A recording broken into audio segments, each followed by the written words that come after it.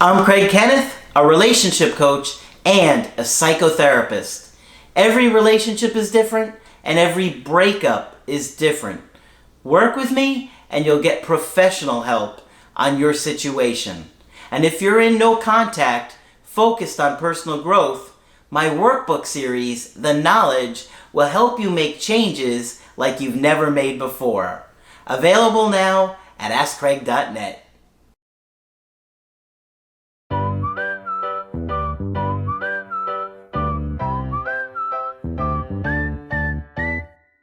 Hi there, I'm Coach Craig Kenneth. And I'm Coach Victoria. And in this video, we're going to be talking to you about dumped by someone you weren't even dating. How does that even happen? Yeah. Before we get into it, I did want to say that Craig and I are available for coaching sessions. So if you are curious about talking about your situation with us, you can head to our website and book from there. Absolutely. Be happy to help you out.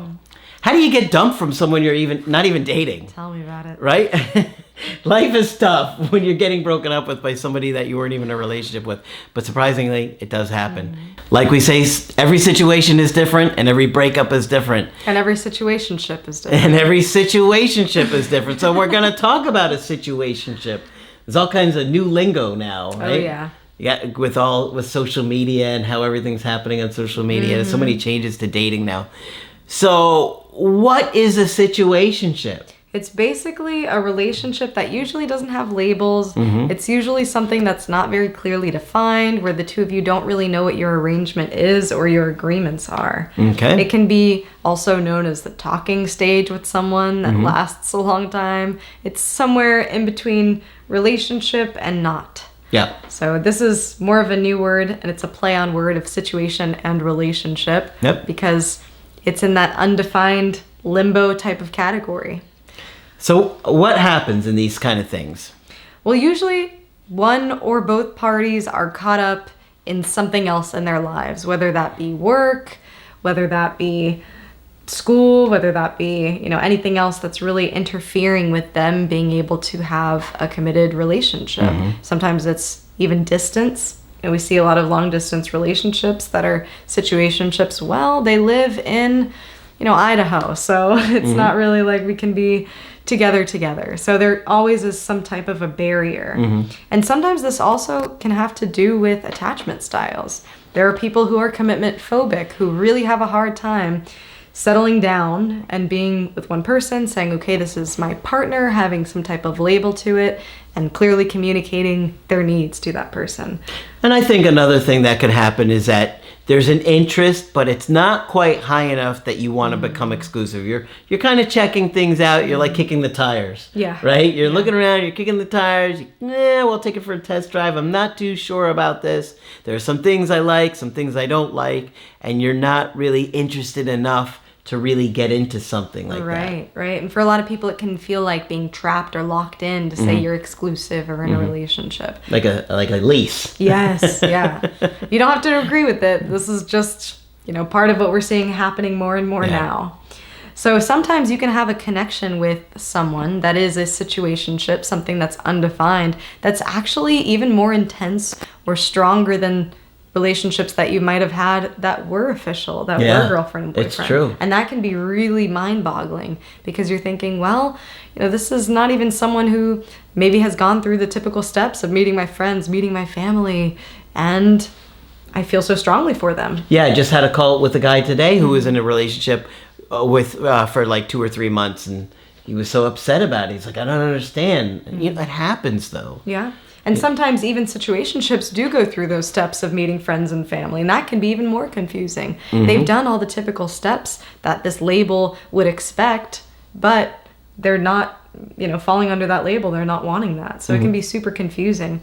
And what makes it even more confusing is when a separation or a breakup happens in these situations. Yeah.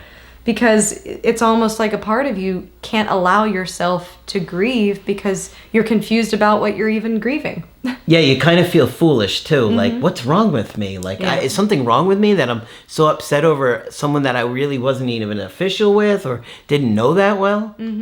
So we're going to talk about just some ways to get through this because To us, this is a very real breakup. Yeah. You know, the two of you had a connection, and this is something that I say often, but our minds and our bodies, they don't understand the language of girlfriend and boyfriend. You know, we're very physical beings and creatures. We understand scents, we understand pheromones, and we understand the tone of someone's voice. We understand if we see someone with regularity that they become a safe person in our mind. Yeah. So that really is what attachment is, regardless of a label. So when a separation happens, it affects us on that primal and physiological level. So we want to give you some tips and tools to help work through this, because it is confusing and it's not your typical breakup. Absolutely.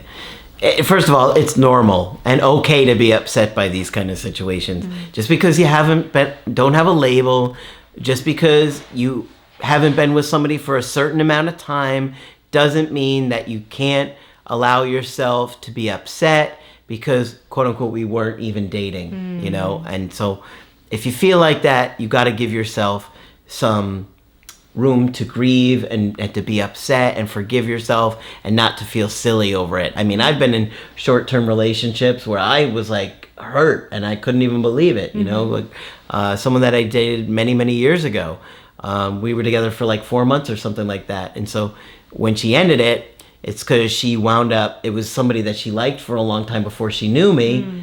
And I didn't know he was in the picture. I didn't know about him. But when he found out about me, he felt like, uh-oh, I better make my move. And to this day, they're still married. Wow. So, yeah. Wow. So apparently they were meant to be together. But, you know, at the time, it was very, like, shocking and was like, what? This is, like, crazy. So you feel bad about it. And you feel, and people may even tell you, you weren't even a couple. You weren't even exclusive. Yeah. Why are you getting upset about it? Other people might try to minimize it to you, and you might try to minimize it yourself. You might start thinking, well, we weren't dating, you know, or it wasn't really that big a deal. I shouldn't feel this way. And it is hurtful when other people around us say those things They too, make you feel silly. especially when we want to vent to them. They're saying, what was his name? What were their names? Yeah. And so that can feel really invalidating and can be difficult to deal with.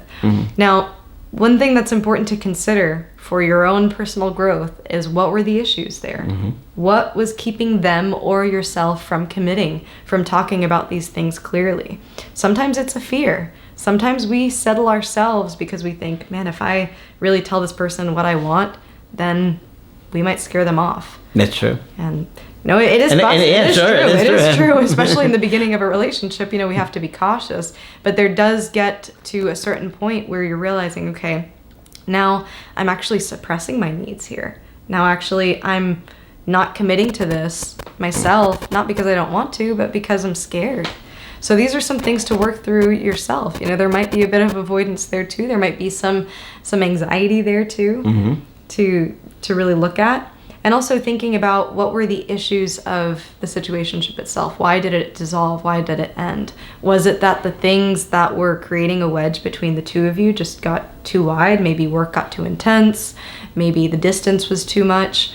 Or were there other emotional issues that were going on? Maybe things that you disagreed on, maybe communication issues. A lot of times situationships have a lot of communication issues because nobody wants to talk about the elephant in the room. Yes. And so being able to say, okay, what part did I play in this? And how can I work on these skills for myself so that my next relationship or situationship that hopefully develops into whatever you want it to be, a relationship, can be more successful. Yeah. And the other thing that you have to consider is the mental health of the person that you're dating. You don't often know that, especially in the beginning. You know, sometimes people don't reveal things because they don't know you and they don't feel safe telling you things. And so you don't know that they are struggling with depression. They've been struggling depression with a year, or bipolar, or anxiety, or whatever is going on with them.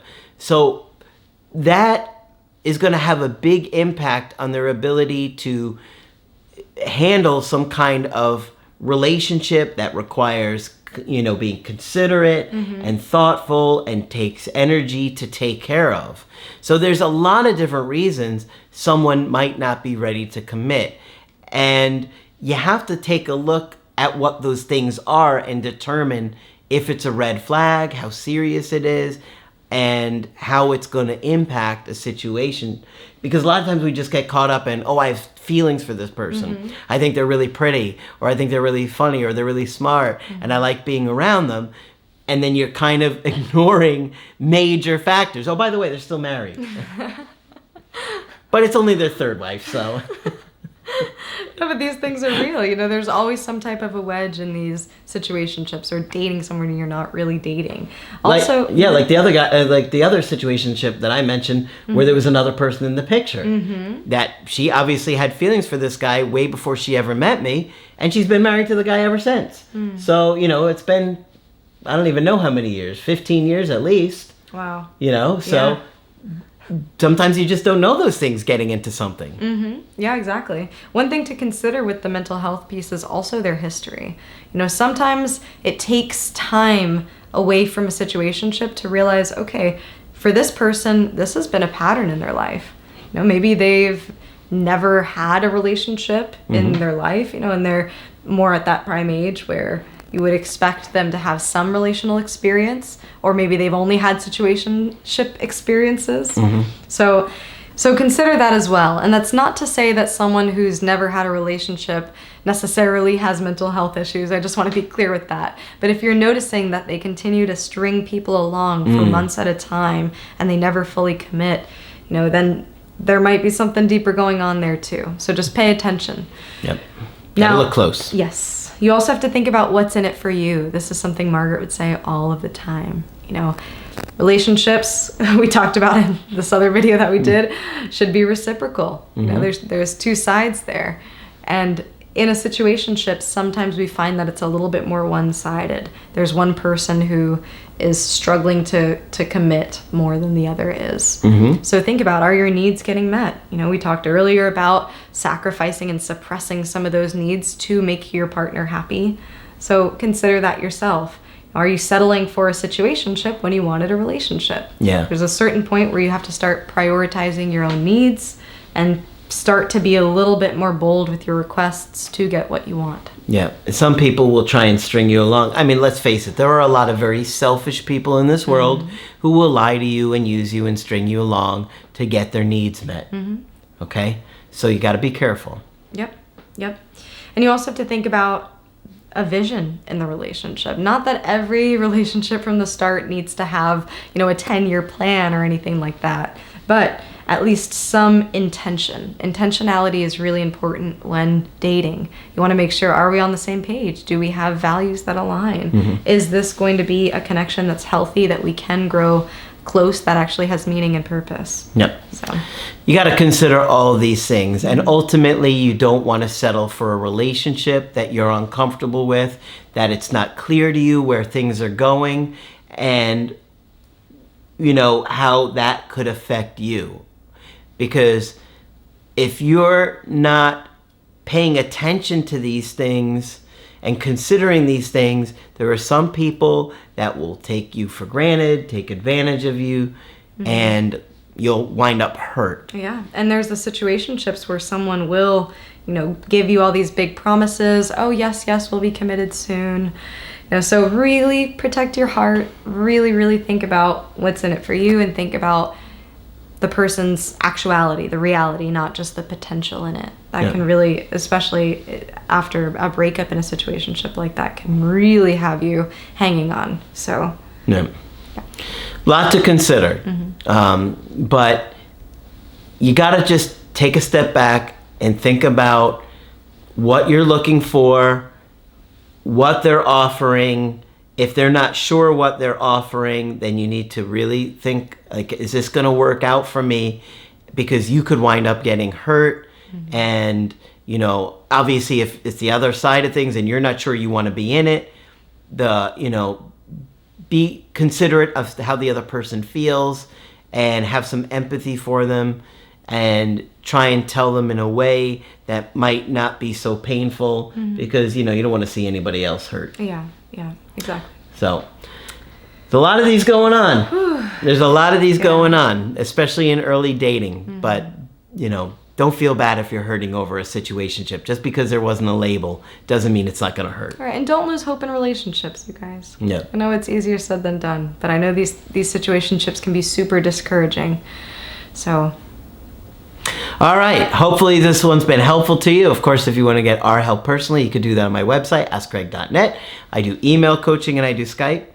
Victoria is also available for Skype coaching. I'm here whenever you'd like to chat. Just click on her name at the top of the website to schedule with her. But that's it for this video. I'm Coach Craig Kenneth. And I'm Coach Victoria. And we will talk with you soon.